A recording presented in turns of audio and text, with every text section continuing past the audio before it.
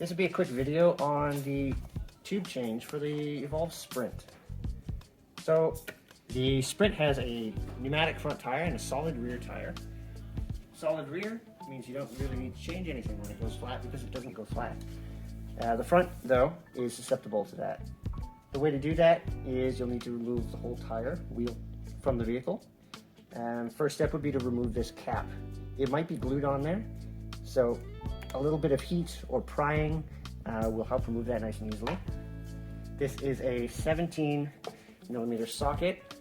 You can also use an adjustable wrench.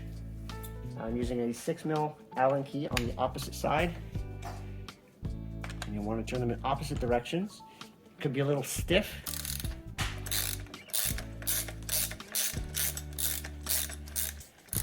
Loosen that up. So now we want to take note of the spacers. There is an external washer, there's an inside spacer, and then we go to the opposite side, there's an inside spacer and an external washer.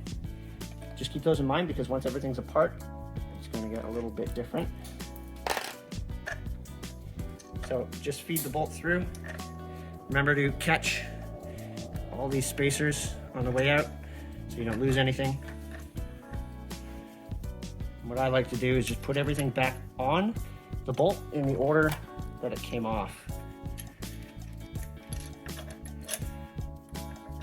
Put that on the outside. And just put that nut on there so nothing falls away. It's a good thing to mention as well, we have the vehicle up on a stand. It's probably best to put it on something elevated, a small stool or a chair, or even putting the vehicle on its side just so you can access everything easily. On the Sprint, the hubs come apart. So there's 3 screws. I believe they're size 5. Yep, 5mm Allen key. Give it a twist, unlock it.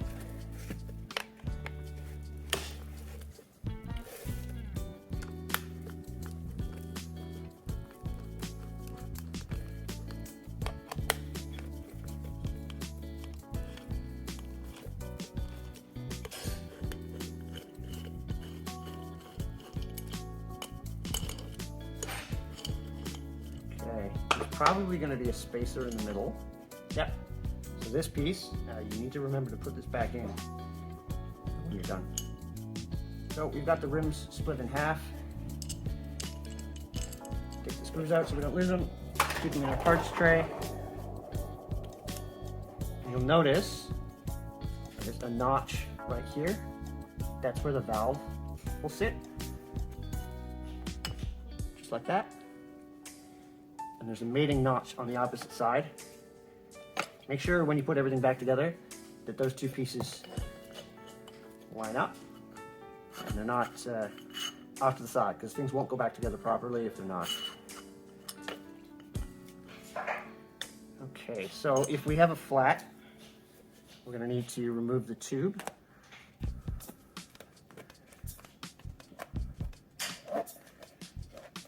At this point, it's a good idea, something we do in the shop, is to mark the tire where the valve is.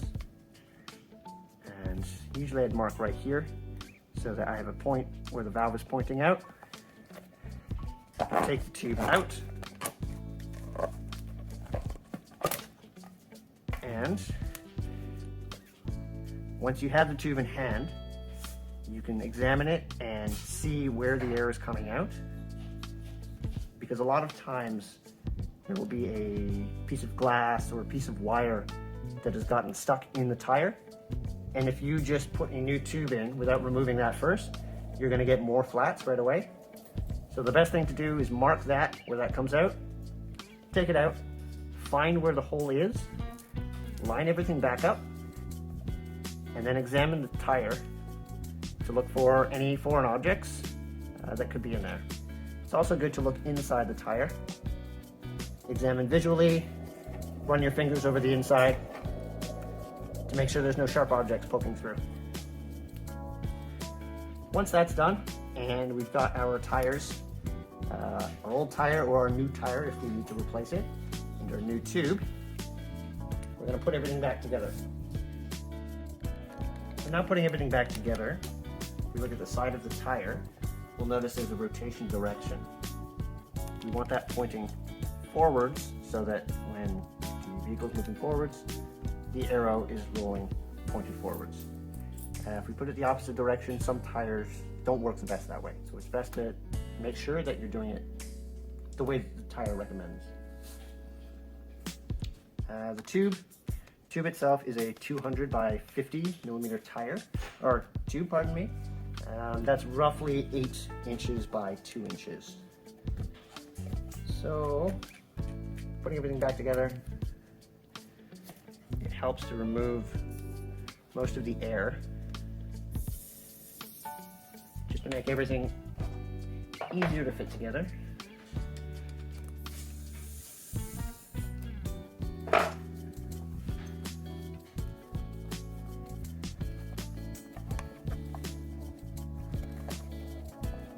Smaller tires can be harder to work with just because there's less space. But just wiggle everything around. Be careful not to force anything or pull too hard. You don't want to damage the tube before it's even back on the vehicle. Okay, and at this point, what I like to do is just put a little bit of air in it to help the tube stay in place inside the tire.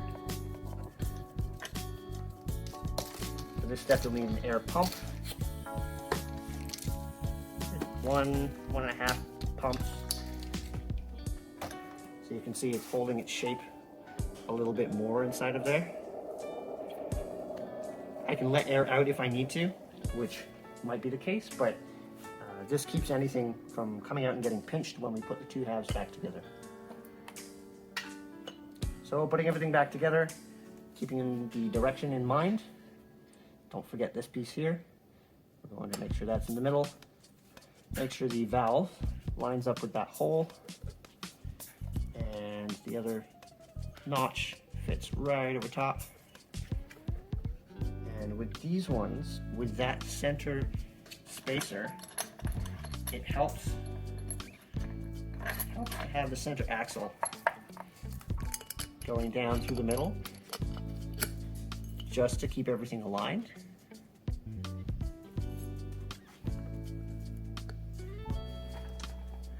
And when putting everything back together, it's a good idea to use some thread lock, blue in this instance.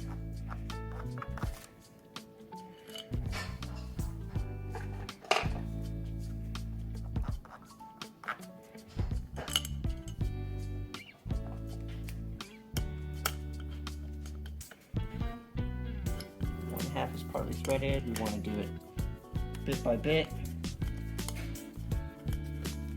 Never tighten one side down all the way before you've started the rest. That can lead to things just not fitting quite right.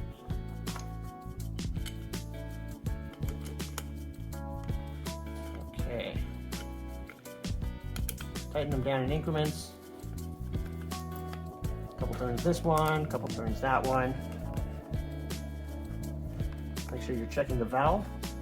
Make sure it's continually lined up between the two notches. And we'll keep tightening everything down. You can also check the center axle, make sure it's still free moving.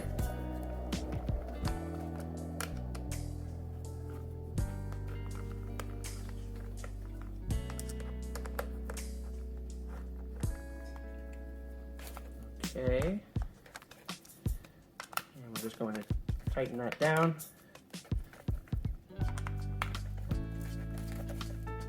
Okay. So at this point, it's probably a good idea to just put some air in it. This one, usually it'll stay on the side of the tire. It's recommended to inflate to about 36 psi. So I'll grab my pump, connect the valve. It's good to note too that some pump heads may not fit, they might be too bulky. And with tiny tires and tubes, there can be not very much space to work with. So there are such things as a valve extender is what it's called. You just thread that onto the valve, and then you have extension away from the point where you need to connect to, and then you can fit any size pump head on there if you need to. So I'll use that just because it's attached.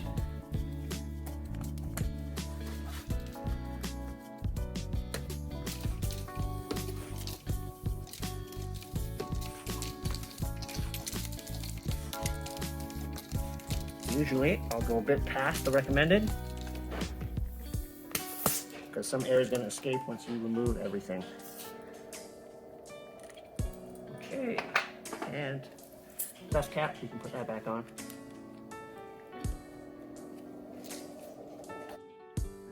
So now, keeping in mind the rotation direction, we're going to fit the tire or the wheel back on the vehicle. So we have those spacers that we took off earlier. Everything here. Going one washer on the outside of the arm, one barrel spacer on the inside. We can back that just out of the way, and fit that through. And then on the other side, we'll have the bolt just poking through,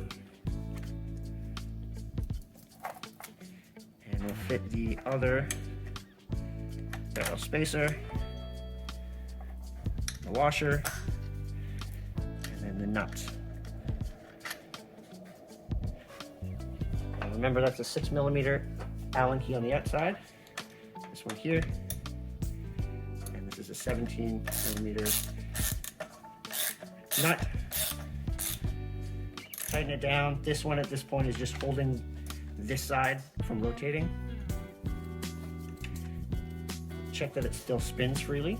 If you over tighten it, it can crush the bearings, and then the front wheel won't spin accurately.